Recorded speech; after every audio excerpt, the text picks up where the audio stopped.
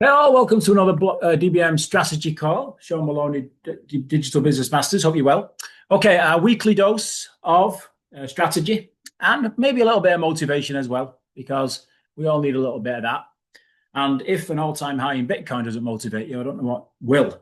So we can look at the reasons behind that, and we can also look at where we expect things to be headed going forward. So very, very powerful technology, very, very interesting technology. And it's a case of working your balance sheet and your P&L in sync to make sure that you get to your goal, whatever that is. All right. So our job every week at DBM is to support that process. It is a process. It is a business. It is something that has to be worked on all the time, whether that be mentally, with a mindset, whether that be in skills, or whether that be in redeployment, reallocation, as you look to grow your business week over week over week over week for many, many, many years to come. Yeah, look at it like that. There's no get rich quick in this life, I'm afraid to say. So we'll look at the big picture first of all. And in part two, you'll find the link below. Welcome to you guys joining us on YouTube, by the way. Great to see our subscriptions growing there. Press a like, press the bell, and make sure you get this information every week directly into your inbox. The second part of this video, you'll see the link below, whereby we talk about the actual actions we've taken and we continue to take as we manage our businesses into the goals that we set ourselves, whatever that is for you as an individual.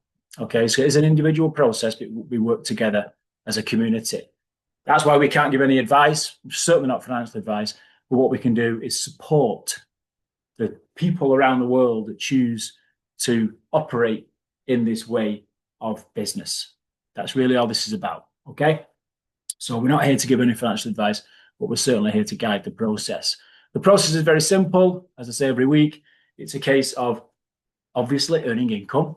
Everybody has to make a living, but it's not directly spending that income to buy liabilities. It's reallocating that income. That's the real trick. That's the real difference in terms of how success is created. What's success? Well, I suppose it's more time. Yeah. Time is something we can't buy, but we can certainly have more of it by putting our assets to work. So we don't have to work as much or at all once you get up to a critical mass of your assets creating the cash flows. Now, is that easy? No, of course it isn't. If it was, there wouldn't be an issue, right? The whole idea is to find the assets in the first instance and then find the places to deploy those assets.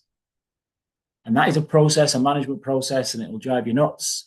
That's why we stick together and we do our best to help people, first of all, understand this slide, and then secondly, put things in place, and then thirdly, manage those things that are in place.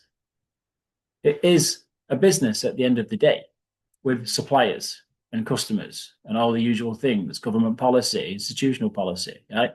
You've got to work through it no matter what. So our model for many years now at DBM has all been about purchasing power and finding ways on which we can protect it in the first instance and ensure it, especially as we get older. Because in case you haven't noticed, the fiat currencies that we operate with can't withhold your purchasing power. They're not designed to do that,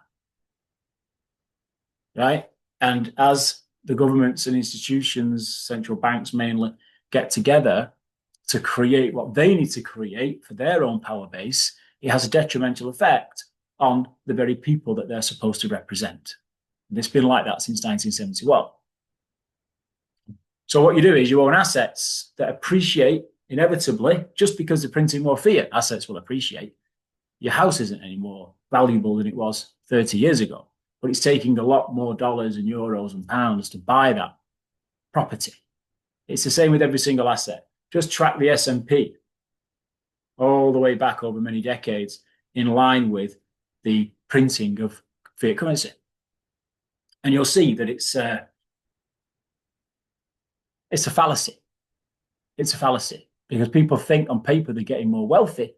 This is particularly relevant to pension funds. But when it comes to spending these so-called gains that they've had since they spent 40 years applying energy and effort via currency into pensions, when they come to spend that currency in real life, they realize that all the prices for everything have gone up just as much as they think they have grown in net worth.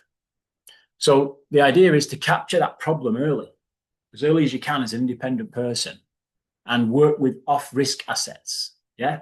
Now that's mainly at the moment the only things you've really got, to be honest with you, are gold and Bitcoin.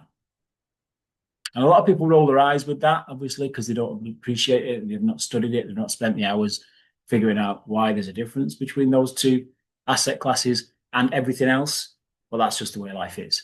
So the model we build on DBM for many years now, if not well over a decade, has been work with off-risk assets and deploy those assets to the best of our ability, which is really difficult to do.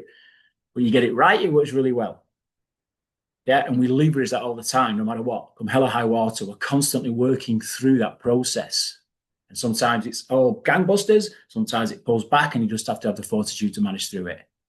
Just like any other supply base in any company, you're constantly working with your suppliers. So we don't just rest back on equity, we do our best to find yield. And it's the yield that we live off. And then we allocate a portion back, obviously, to our balance sheet, build to critical mass. And eventually, you'll get to the point whereby you can start to consider retiring after a certain period of time because of the inevitable growth of your balance sheet. That's the process you're on. And it's a journey, and not everybody can do it. All right? But some people can. So we put ourselves into three different streams, if you will, in terms of how this business model works. One of them is pure equity, which is manifest by Bitcoin itself. The other one is USDT yield, when we're looking to provide liquidity to companies and suppliers that provide us a return for us providing them the liquidity. Yeah, that's a straight investment. And you put yourself in different places in order for that to come about. Yeah, that's yield. And there's also the possibility to create equity plus yield. Even harder again. But it exists. It's a thing. It does have its part. You can decide where are these three lanes you want to play, you want to be in, etc. But once you're in them, you have a duty of care to manage them and finish the job. Okay? You don't just get involved and walk away. You have to make sure you're constantly on it. And we'll talk about in a minute the disappointment that exists in this industry when you look at the vast numbers of individuals, retail people, who give away their opportunity or walk away from something because they let emotion or mood get in the way of their plan. That's the biggest travesty of all, and it's no wonder. It's no wonder the institutions, the bosses, banks, and governments run roughshod over people's financial lives because people don't stand up for themselves. Yeah, that's something we've noted over many, many years. So what do we do to try and galvanize the ability individuals have to stick together and stay the course? Well, the model we came up with 5 years ago was just to say, right, well, here we go. We can see the issue. We can see the main challenges are down at mindset and skills, because why would the average Joe Soap have any clue about what I've just said for the past 10 minutes? They're not taught that at school. The parents don't understand it. And bosses, banks, and governments have no interest, even if they do understand it, to teach you because it undermines their system. So you come out of the woodwork on your own onto the big wide internet and find people like me talking about these different ways that are proven and they're done, and we're in business and we operate, and we've been operational with this particular method of business well over a decade. So I must be doing something right. The question is, how do we sustain it? Well, even us have to work with like-minded people. We have to work together as communities. We have to do calls like this where we're putting out as much information and motivation and transparency and authenticity as we can. And then people either resonate with that or they don't. But in the end, what you end up with is a community. And our way of being able to do this every day of the week with a globally connected network of coaches is to run a subscription system, because we have kids to feed as well. And we put a lot of time and effort into doing things so you don't have to, in that sense, especially when it comes to the education and research and background knowledge. So you've got 4 different levels you can approach here, and they all provide a different level of interface with the community, basically. So the most mature people are obviously at the income level, and then systems people are getting involved with the hub, etc. We talk every week about strategy and where you should be communicating with each other, and that's done through the DBM hub. And if you're just starting out, then the skills section can be a great resource for you just to get a feel for it before you start going into bigger things. Either way, what you should always do first is invest in yourself. Okay, you always invest in yourself. Why? Well, something, as I said, we've noted over the past 18 months or so. I brought this slide up last week showing the ownership distribution of Bitcoin itself up to relatively recently, earlier this month in May 2025. And on the face of it, looks fantastic because you've still got the individuals, the people like you and me, owning the majority of the supply of Bitcoin as we sit today. That's fine, and that's how it should be. However, what we've noted over this past few months, certainly since the change of government in the USA, is a lot of individuals, and we're noticing this now on the data, are selling their Bitcoin to the institutions. Now, you can have your own view on that. Yeah, everyone can have their own view on that. It's an interesting one because the net effect of that fact has been 2 all-time highs in Bitcoin in the last 6 months. There's no question about that. And the net effect of that relinquishment of Bitcoin from retail to institution will see Bitcoin way past $150,000 this year. And again, that's fantastic, right? But who's it fantastic for? It's a difficult one.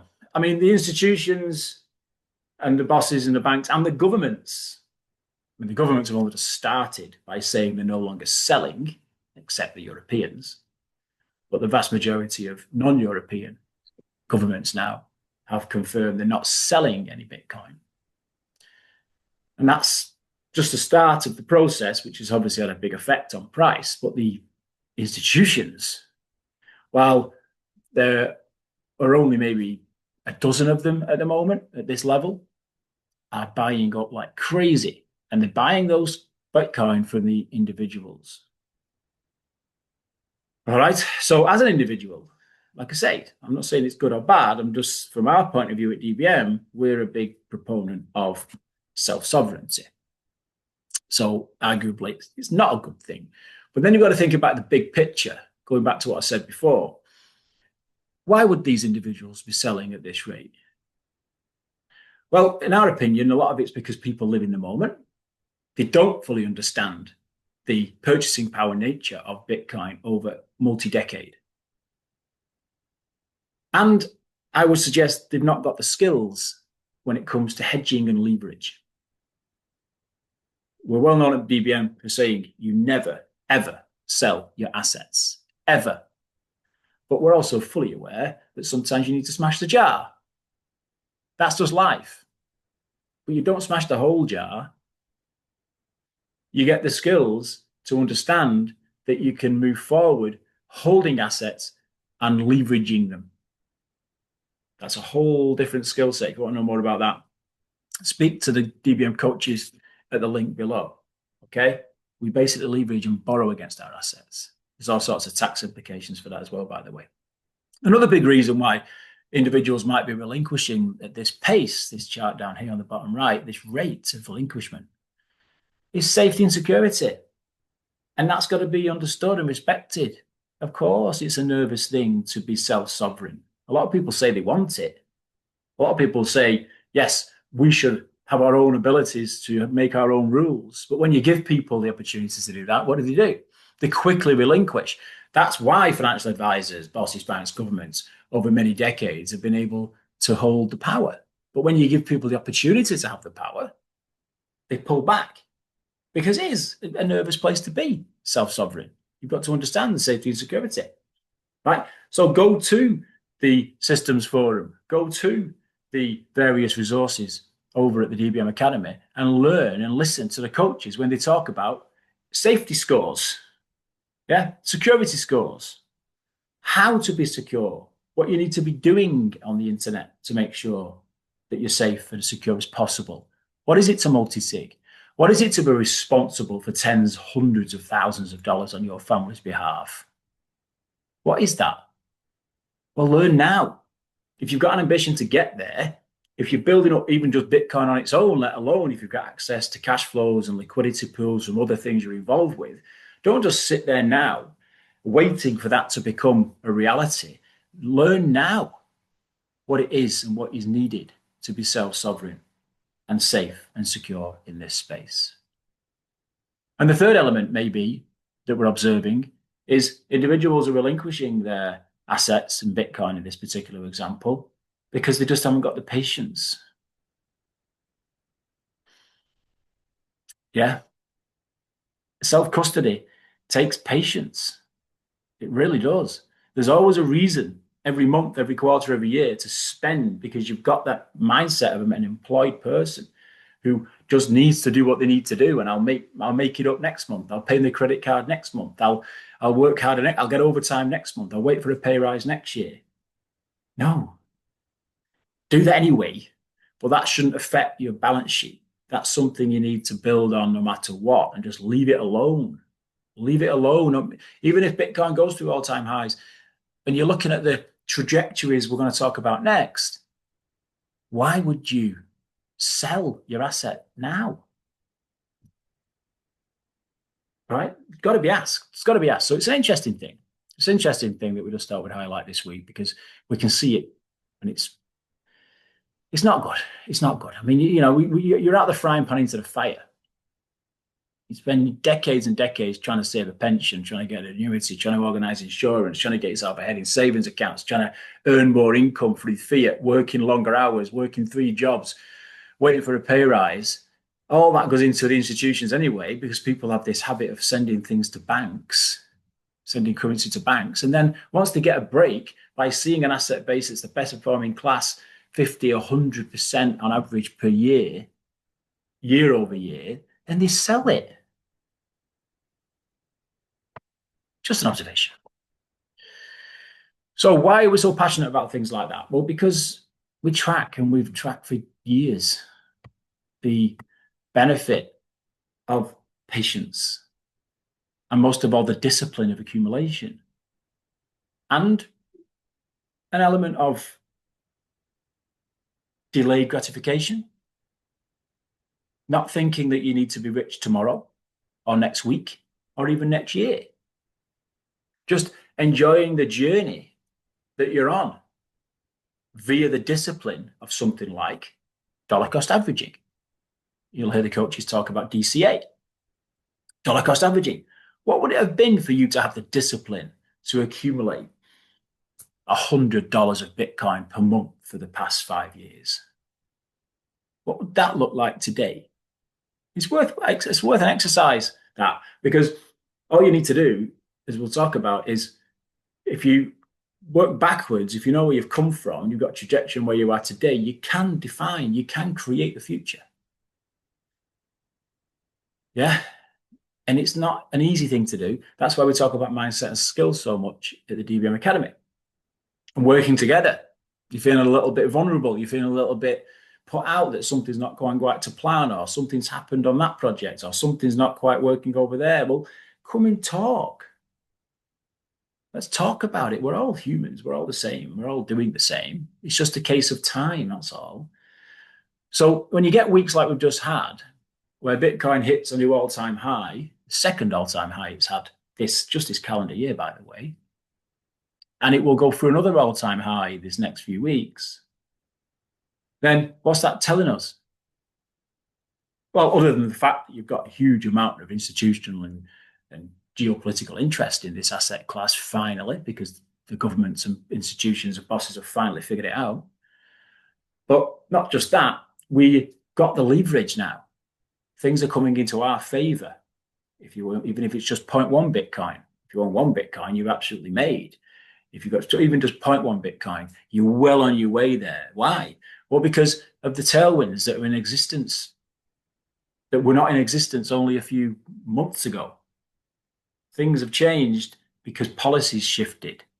Now, that's not necessarily a good thing because they're going to, obviously, the institutions are going to take over the show. Of course they are.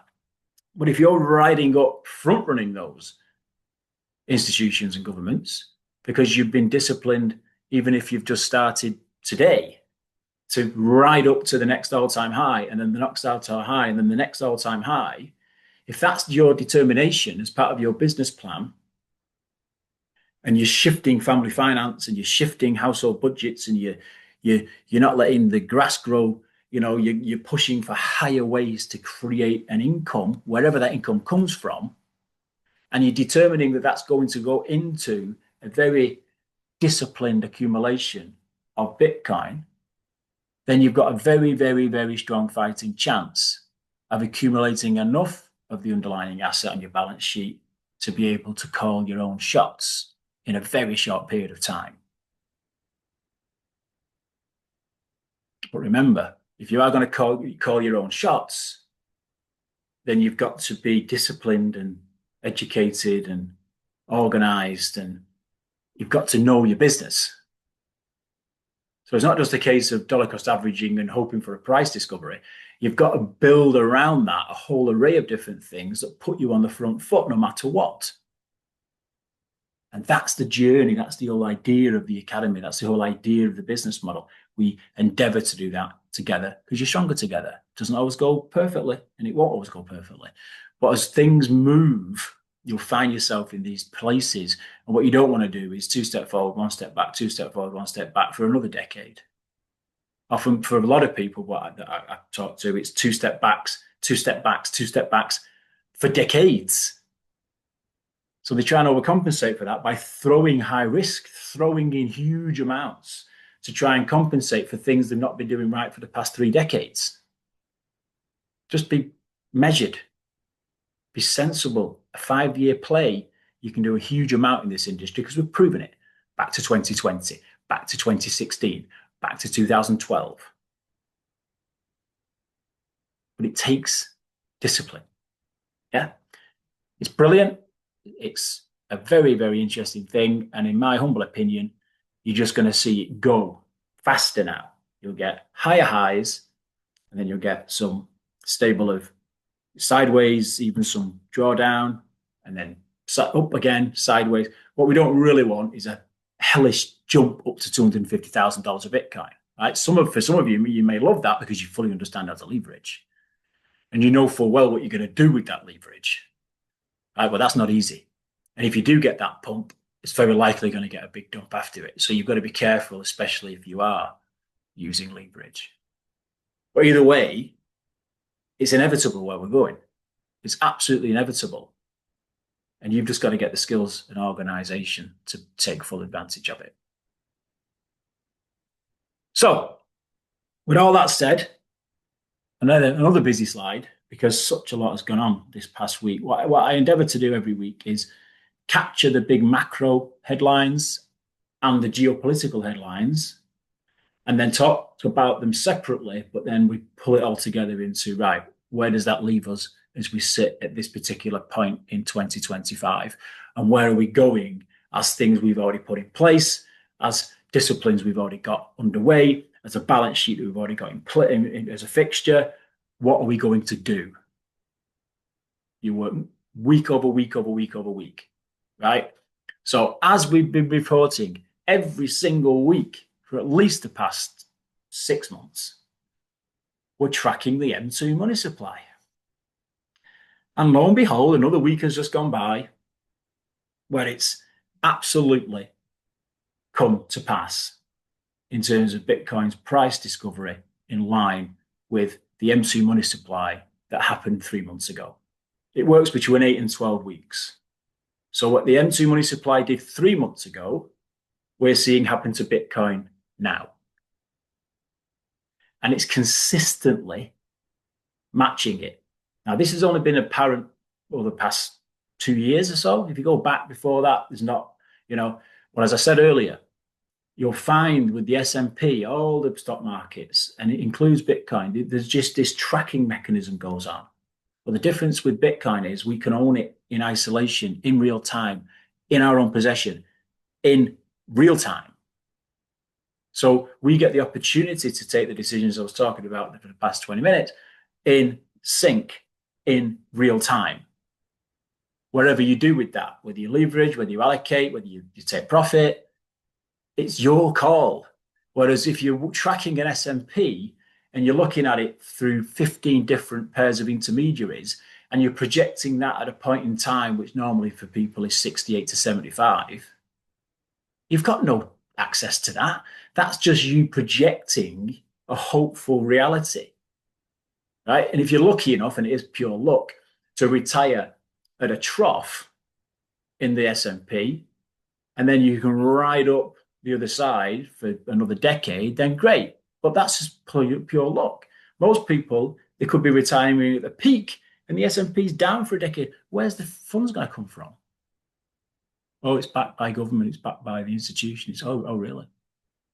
So to have it here and now in your possession is part of the sovereign piece. It's part of the responsibility. That takes skill. And it takes community and help and conversation. Yeah, sometimes you feel like you're speaking into a vacuum. People come and go, but the fundamentals never change. And the big fundamentals, again, the primary headlines that never go away: bond yields rising, interest rates cutting. It's inevitable what the Fed are going to have to do imminently. They're hiding behind it at the minute, but you don't get it on the mass media. You don't get it on headline news. You don't get it on just like, only when things go wrong. But they don't tell you about the death by 1,000 cuts going wrong on the mass media. But they're printing money, as you can see on the chart, like crazy. And they have been for months, if not, well over a couple of years now. So why isn't this reported? It doesn't matter to us because we track it internally and we watch and we take action, and that manifests itself in us DCAing just Bitcoin itself. If you did nothing else, you just sit and wait, let it go. And we just saw that again last week, and we'll see it again this week, and we'll see it again into June and July, and we'll have another look at it as we go into that time of year. More softer signals that we're tracking all the time that are just giving us all the confidence in the world without being, wishful thinkers or overzealous or thinking this is the golden ticket. There is no golden ticket in life.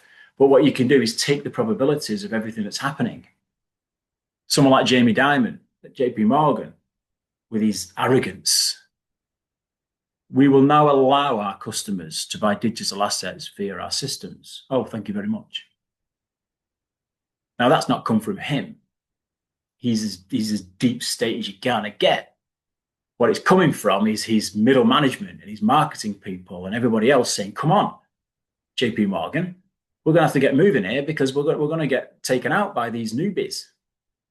So he's been forced. You could tell by his manner, even the way he was saying it. It's not something I do, but if you want to do it, you can do it. It's so arrogant. It's not true. The guy needs to go, and he won't be long gone. I think he's already talking about replacing him now. So SAB 121, total shift. Great news. It's given us another a momentum injection in Bitcoin. Big institutions like Fidelity bought last week $188 million worth of Bitcoin, just like that. If you've been tracking this industry for any length of time, you'll understand where Fidelity have been with their attitude.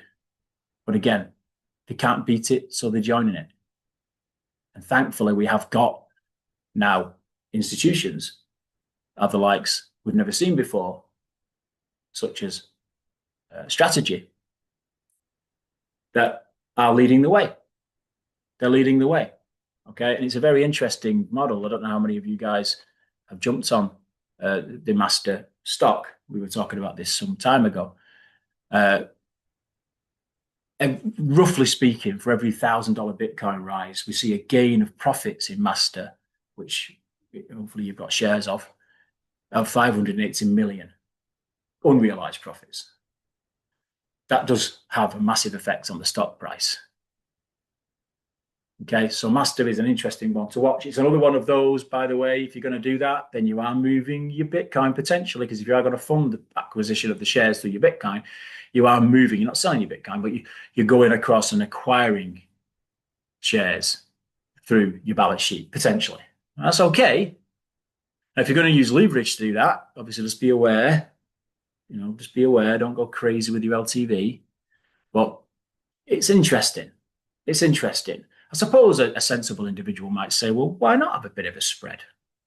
I've got some work going on in USDT. I've got a bit of work going over there in altcoin markets. I've got some trading going on. I've got a little bit of activity going on in, projects I'm passionate about, solar panel technologies and health technologies. Why not have a little bit of my portfolio sat over with TradFi? With those types of numbers, it's maybe not a bad idea. So get to understand Master and watch it. And watch it. Got similar plays going on with GameStop and all sorts of other things. Stripe, there's other players now in the market that we're going to be talking about more and more in the future. US banking discussing joint stablecoin ventures. Very interesting where we are. Very interesting. It's I don't know what to say about this, but at the end of the day, USDT, USDC, which is Circle, have proven a model. As I've said in the past, the treasury ownership, I think USDT is something like the 7th largest holder of US treasuries, something like that, as a company, not as obviously as countries, but as companies. So they've set a model. It's obviously working, even though it's been castigated and pushed to the side for many, many years. Now the US banks come out and say, do you know what? I think we could do a stable coin. So joint venture, don't know what that means. Does it mean they want to control the intermediaries? Do they want to control USDT and USDC or relinquish to self-custody? You decide. I think I've got a pretty good idea in my mind what they're trying to do. But at the end of the day, it means that we're moving more and more away from central bank digital currencies, at least, right? Unless you're in Europe. US Treasury Secretary Bessent, again, very bullish. He's a very clever individual. He's obviously one of the guiding tillers behind Trump and the government that they've created there. To quote, we are going big into digital assets and regulation is coming. All right, 2 trillion US Treasury bill demand on tap once they start to maneuver into this space. Currently 300 billion. And remember, they've already said they're not going to sell any Bitcoin. Think about that. This is why you're seeing the bullishness, and hopefully, we'll go into geopolitics in a minute, but hopefully you'll see a disconnect from the actual Bitcoin price, which is the best measure we've got at the moment, from traditional finance, especially stocks and shares, because stocks and shares are not based on anything else other than inflated buybacks and inflated prices because of printed currency. We need Bitcoin to stand separate from that, and those types of statements go a long way towards that point. That's going to be watched very, very closely. All right, and as I said last week, it's worth reiterating, exchanges are dropping an average of 1/3% a day in Bitcoin availability. All right, so this pace, you've got zero Bitcoin availability on exchanges, public exchanges, within 2 years. None. Do you remember when I was talking about individuals selling to institutions? And you've got OTC, obviously the likes of Coinbase and Kraken and Binance, OTC, to provide Bitcoin to these big institutions. That's happening big guns, we know that.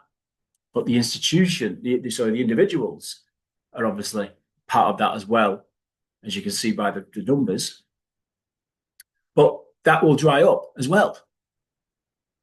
So the supply side, because Bitcoin is absolute, factual, mathematical, absolute, more of it can't be produced just because they want it. So you've got a huge supply shock alongside this significant demand, this overbought demand. That's why we've got the short-term bullishness on the price. And the quicker you can get there as an individual, whether it's working harder and longer right now in the real time to get your fiats moved across, whether it's getting a break on whatever you've been doing already in building out positions on cash flowing projects and entities, and whether it's just pure DCA, the probabilities of life are that those three things come together all at once on top of price discovery. This is the clever thing about this technology. You can constantly reset your business to adjust to the next round. The next round is barely 6 months. It's bonkers. If you're doing this in traditional business, you'd have big 5 to 10 year cycles. You have to wait for something to come around, technology to shift, new staffing, new skills. Look at what's going on with AI. But in this industry, you can make it happen very quickly on your own, just by determining that you're going to get in front and what we call front run. So with this data and knowledge, you can put yourself on a confident foot and a more motivated foot. I'm going to wake up on Monday and I'm going to make it happen because I can see exactly what the future is looking like because of all these variables. The formula still stands. M2 supply up, interest rate cuts. So interest rates down. Sovereign Bitcoin reserves. OTC reserves down. Exchange reserves down. Global demand up, except Europe, equals price. That is basically the formula to set yourself up for the next 5 years. And the sooner you do it, the sooner you accumulate, the sooner you get to where you want to be. On a much deeper level, obviously, we mentioned the government stuff, okay? It drives you nuts, this stuff, but it is what it is. It is what it is. At the end of the day, as we've known all our lives, well, most of our lives, when it comes to voting and who's in and who's out, which color they are, it doesn't really matter. Okay, we get breaks and acceleration, and we just happen to be experiencing one in our lifetimes again. Those of us who are over 40 years of age, we saw it first of all with the internet, then we saw it with e-commerce, and then Web 3.0, or Web 2.0, sorry, with the birth of smartphone technologies. We've sort of had a delayed birth, a very long birth, when it's come to Web 3.0, which is the blockchain and crypto technologies, which are only just now coming into front focus with, let's say, the big governments and institutions. I don't know why the general public is still so lethargic about it, although that's got to be something to do with a lack of education. But now we're in a fourth turning with AI. And inevitably, AI is going to sit on blockchain rails. AI is not interested in 4-digit access codes to your mobile phone or swiping credit cards on machines in store. AI has not got any interest in that whatsoever. But it's got absolute interest and ability to transact on its own behalf, which is what the next phase will be in terms of blockchain, classifications and full transparency on chain.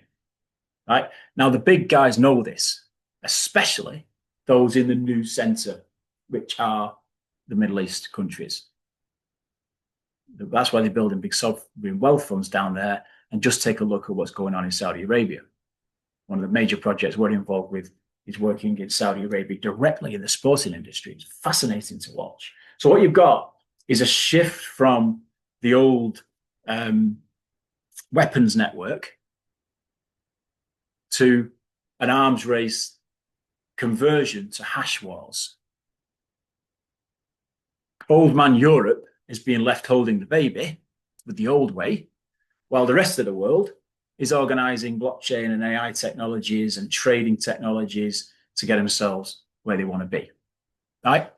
And Russia knows this, by the way, which is why they're playing games, because they know they've got the bricks absolutely in their pocket, 100% in their pocket. And they're not frightened of anybody. So they're going to do what they need to do, and they're causing more trouble than anything else at the moment, which is causing us a few delays on some of the things that we're doing, but we just have to ride it through, I'm afraid. It's just part of the life. It's just what it is. So peace deals, whatever you want to call it, they're all going on. Apparently, it's all a bit of a theatre at the minute, because the big picture behind it is what I've just said. It's all about a movement to hash wars, and it's all about a deregulation. There's not going to be any necessary currencies that are going to take the main stage anymore. It's all going to be based on, like I say, neutral assets with, in some way, shape, or form, a mixture of Bitcoin and gold. So our job is to be ahead of that as individuals and ride up the market and let the market come to us. In the meantime, the EU, the UK, in case you can't tell, Canada, just floundering again. I say it every week because it's just so. If it wasn't so sad, okay, it'd be amusing. But the immutable bureaucracy that those guys have got themselves wrapped up in other words, globalists, is just off the scale, and it's totally been highlighted by China, Russia, the US, and the Middle East. Yeah, and they're still sat there with their arms folded. Okay. Just to jump down to the Trump and tariff situation. That's what he's doing. He's playing them. He's playing them. 50% tariff on a Friday. We're going to delay it till the 9th of July on a Monday. Yeah, he's playing them. And there's nobody at the right level in the EU who can possibly understand that because they haven't got any leaders. They've no business people. They've just got career politicians and legals and accountants. So, they really need to get themselves sorted out. There is some side talk from other smaller nations, Montenegro, Greece, etc., Hungary, etc., but they're just being drowned out. So we're going to have to keep an eye on it. But either way, just know that it's a game. Know that it's a game, and it's just frustrating because it does slow us down at the levels we operate at. Remember, if you are going to become closer to the money supply and you are going to take control of assets that are impacted by global effects, then you are going to have to put up with the global effects. If you just want to live on the edges and pretend that none of this exists and put up with what you're given, the crumbs at the end of the table, and just bounce through life waiting for stuff to happen in blissful ignorance, then fine. But if you do want to get into this, you are going to have to be part of this fabric, and it will drive you nuts. It drives me nuts. Positive stuff. US Senate officially passed the Genius Act last week, okay, with more than 60 votes. So therefore, they got both sides of the House at that point, okay, which is interesting. Goes on now to the next stage is the Senate, etc. And even more interesting, our good friends down in Australia, $640 million rebate to Bitcoin investors after the court rules that it was invalid for them to be charged capital gains. That came out of nowhere. So good on Australia. Well done. Because I should mention Australia is part of the same bucket as the EU, Canada, and UK. It's got globalist arms all over them, right? But sometimes these things come out and surprise us, which is fantastic. So well done, Australia. Trump, again, just does what Trump does, okay? I don't think he fully understands half the stuff that he says in this space, but what he does say has big impact. That's what we're really interested in, right? So the USA is dominating in crypto and Bitcoin, and we're going to keep it that way. That's true, and that is totally the opposite of what we had just 12 months ago coming out of the States, when you had a crowd in that had no clue. They just wanted all the good things for the community that everybody thinks they want, and that they don't know how to pay for it, they don't know how to fund it, they don't know how to manage it. And by all accounts, there's been a lot of chicanery going on, more than we normally would expect. So not good. Meanwhile, back in Europe, Denmark last week raised the retirement age to 70.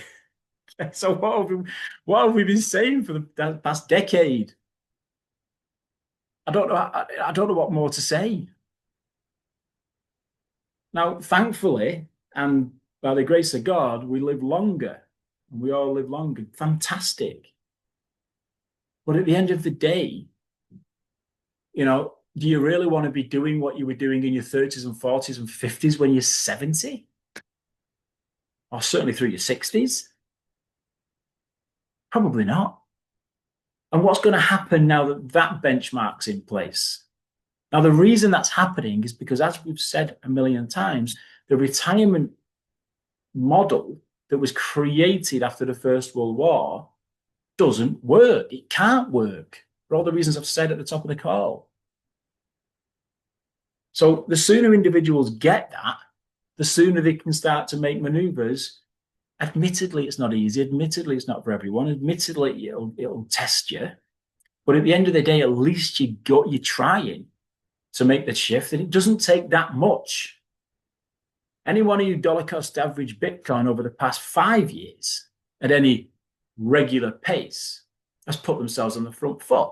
Anybody who's got involved with things that still exist as company entities, they might not be going perfectly the way you want them to do right now because they're not making you rich tomorrow.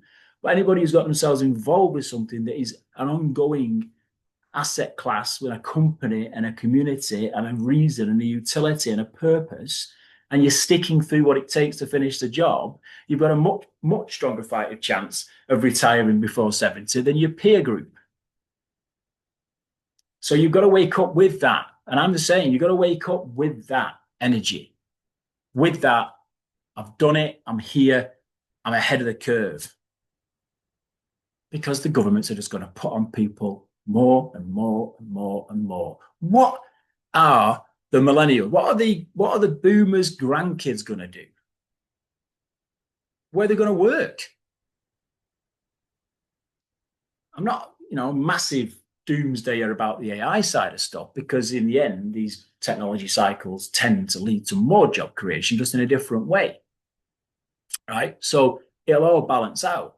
But in the near term, certainly over this next 5 years, with those types of policies coming in, with hundreds of thousands, or arguably less than ever before because we've stopped having kids, but there's still a load of kids coming through, how do you square that circle? The idea was that people retire because the younger generation look after the taxation that allows people to retire. That obviously doesn't exist anymore. So go square that circle. And then I mentioned earlier the tariff effects. We know that's a bit of a game and a bit of a show. It does have near-term consequence for price, but we look through it these days. I mean, a month ago we might have been, gritting our teeth, but now we're just looking through it because we can see what the game is. And everybody else can, frankly, and the markets do what the markets do. All right. So huge things to consider as per normal. If you want to get more detail, you want to get into conversation, you want to get into the hub, you want to get into the workspaces, you want to go through the process of preparing, no matter what, you don't just turn up to a workspace or turn up to the hub because something's now becoming easier and money's flowing. You double down and you get the work done now. What you're going to do as the next all-time high comes through Bitcoin, what you're going to do in terms of reallocating leverage, what you're going to be doing to make sure if that project's not quite, you want to be, this project needs to step in, what you're going to do when both projects step in. That's all about the communication and community around what DBM represents. So you're more than welcome to join us. We'll see you on the next call.